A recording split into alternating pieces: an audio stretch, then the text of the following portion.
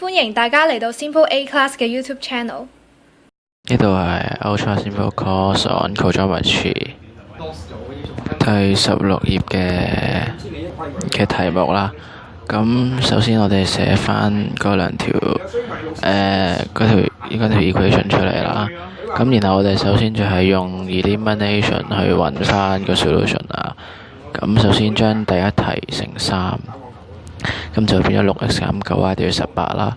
咁為咗將佢變咗好似 equation 2咁嘅樣呢，咁就將個負號即係左邊嘅負號抽出嚟，抌過對面，就會變咗 9y 減 6x 等於負18啦。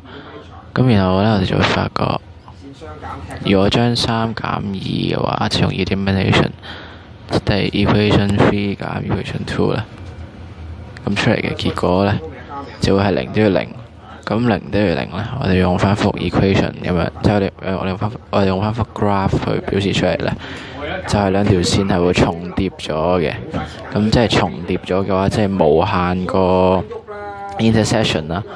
咁所以我哋就會發現係 infinitely many solutions。啱啱嘅內容應該幫到大家唔少㗎啦。如果大家有唔清楚嘅地方，歡迎你哋留 comment 嚟問我哋。如果想知道我哋最新嘅資訊嘅話，就 like 我哋嘅 Facebook page 啦。拜拜。